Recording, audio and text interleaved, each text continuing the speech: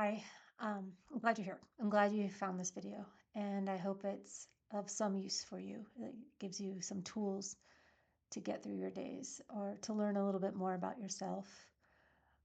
I want to talk about authenticity. I made a video yesterday, but I wanted to go a little deeper on it or just clarify some points.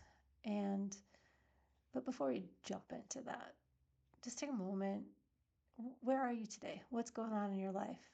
How are you feeling? What's showing up for you? Can we just take a moment to recognize your state of mind, to recognize how it feels in your body?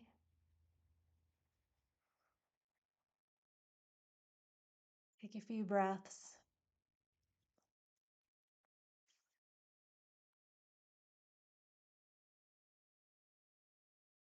and just arrive.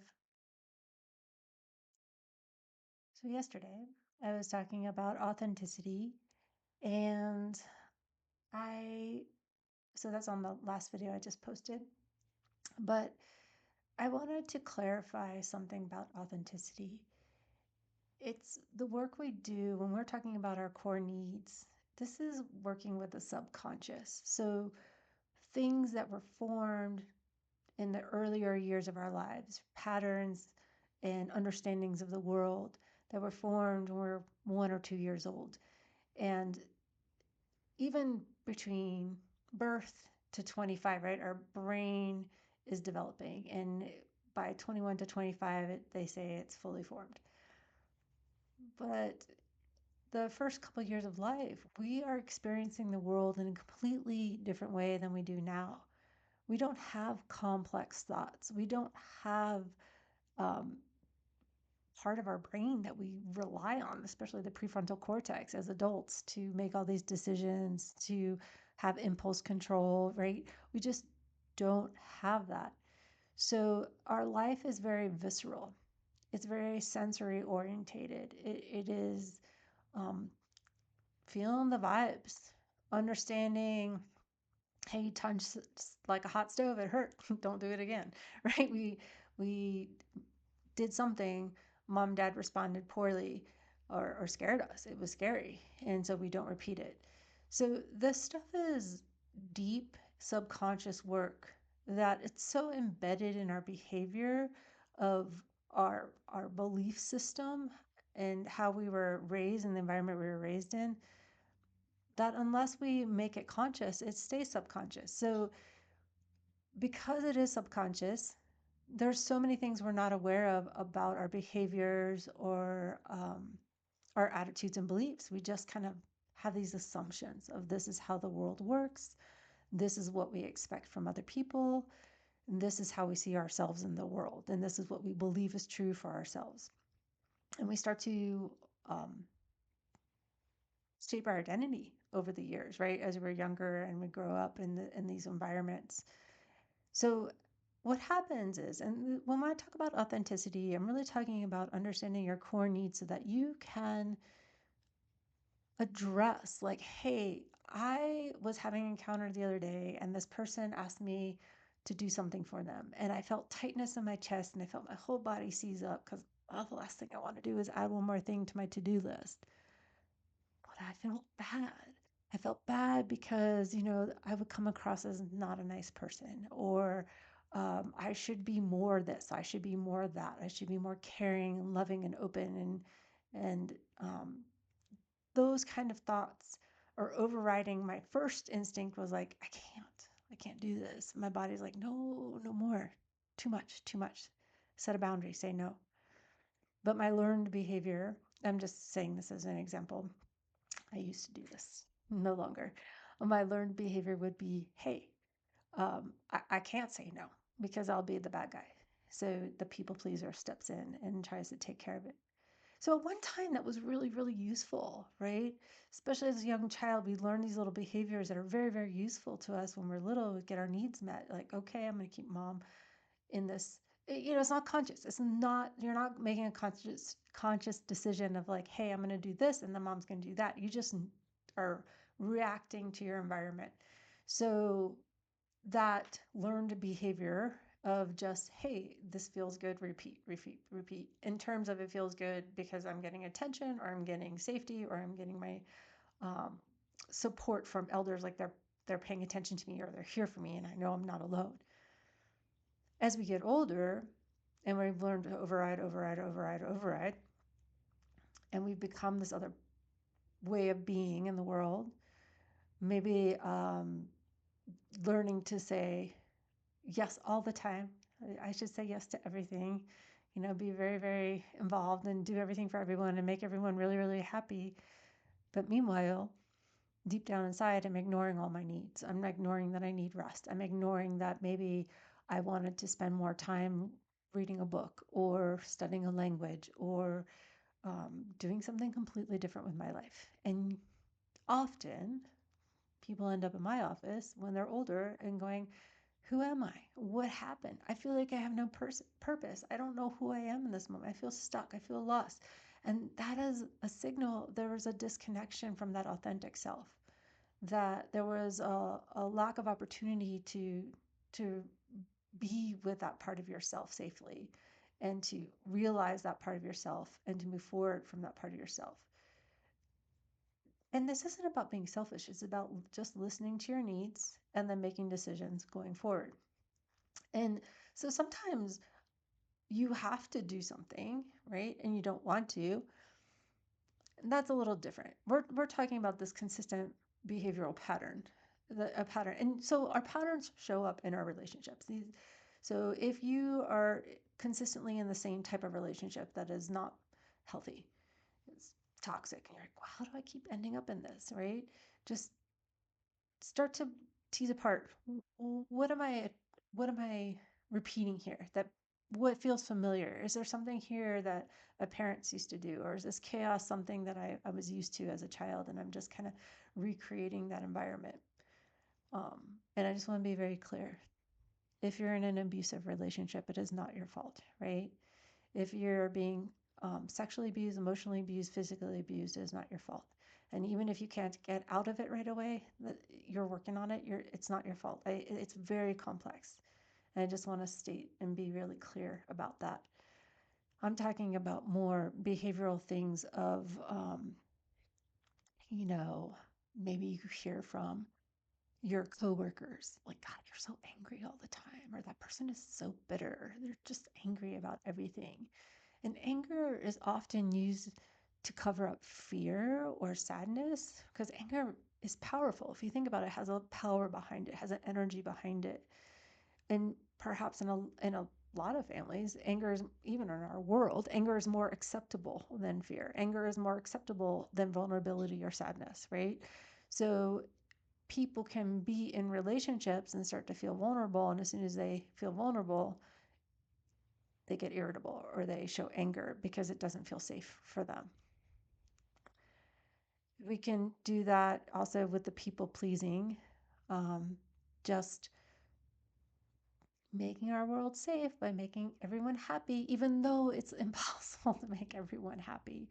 There's a part of us that believes, because of this is what we've always done. This is who we are. We're just that kind of person. I just really care. I'm really nice. And I'm not making fun of that type of person. I'm just saying that that's what we convince ourselves. We say over and over again. And Dr. Gabor Mate said, and I do mention him a lot, but I studied with him. I love him. I love his books. I love the way he thinks. um, and he talks about this adaptation as his little metaphor is, if you, like, right in the Rocky Mountains, it's cold. In the winter, we wear lots of clothing, like insulate ourselves. You're in cold for like 8 months. It's just freezing. But if we were continue to wear that protective clothing in the middle of the summer, we could die of heat stroke, right? We would have complications. It's way too hot. We have to adapt to that environment to keep ourselves healthy. And so using that metaphor is like these adaptive techniques that worked well for us as children have kind of grown into maladaptive strategies that now are probably causing problems in our life or leaving us feeling unfulfilled or detached from life. because we're living according to other people's needs and not to our own. So when I say needs, I want to be clear that the core needs might be unaddressed, unprocessed fear, unprocessed anger, um, deep sadness. And nobody gets excited to sit with that kind of stuff, right? It's difficult work. Healing is not comfortable. So, what does this mean? What's the big deal? You want to be more authentic. You want to feel connected to yourself. You want to have a sense of purpose. You don't want to feel lost. You don't want to feel stuck. So, we can, a couple of things. We want to have compassion for ourselves. Start with curiosity. Like, I'm just curious. I'm curious. Do I have these patterns? Is there something I'm doing that I could change that I'm just not aware of? So we want to kind of gain that curiosity to open our eyes so that we can start to see patterns that perhaps we've missed before. Compassion comes in if we're not going to judge ourselves for having it at all. And we're not going to sit here and berate ourselves because we're angry and we push people away. But maybe we had to push people away because we had tender souls that were getting attacked all the time and criticized all the time, right? And it was really helpful back in the day. But now you don't have close relationships. You feel disconnected from others. You're longing that connection, that deeper love. And so this is where it starts. It starts with curiosity, compassion, and feedback from other people that you trust. If you have friends or family that are like, you're really shut down. Why are you so shut down all the time? You could have a chemical depression, like there's brain chemistry stuff going on, and you're just in a depressed mood or depressed. I was going to say temperament, but I don't think that's the correct word that I want to use there. But tendencies, right? And maybe, perhaps it's a defense mechanism, right? Just get curious. Just what if? What if your depressed mood was a defense mechanism?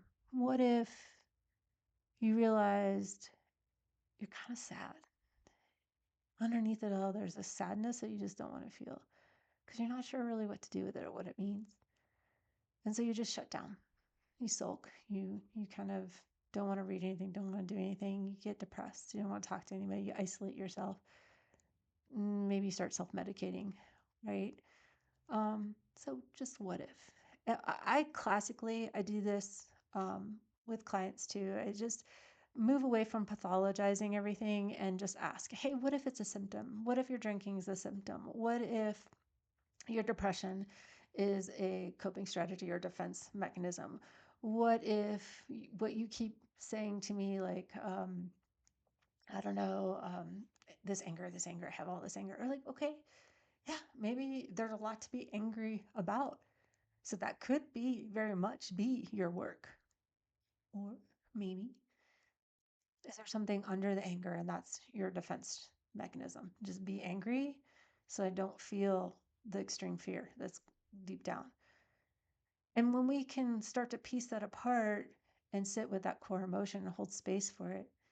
And by that I mean we're feeling it in our body, we're not judging it, we're just feeling it. And usually you'll have a memory or some thoughts attached to it.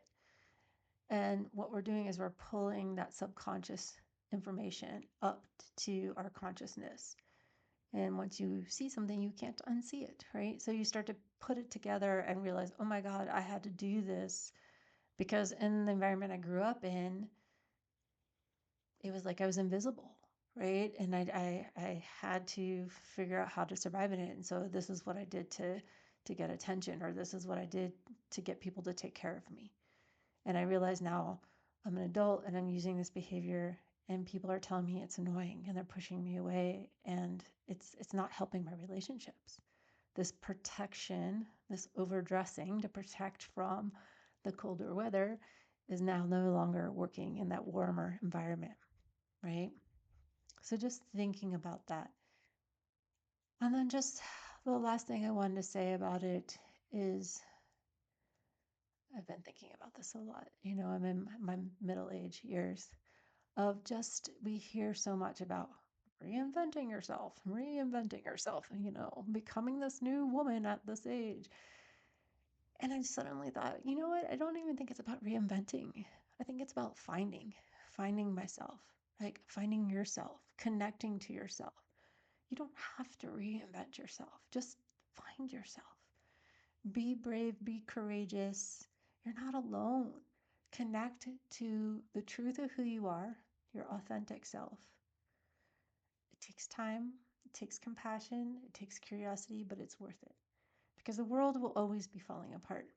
Not to be a pessimist, but honestly, if you even go back to the earlier books of most religions, it wasn't a pleasant time then.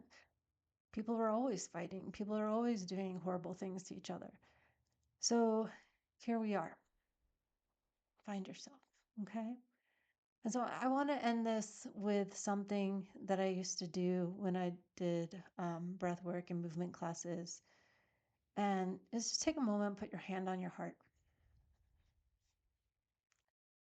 and then bow your head to your heart, to yourself, to all that you offer this world, right? You are unique, you are special, and we need you here. So thanks so much for listening. I hope this is helpful.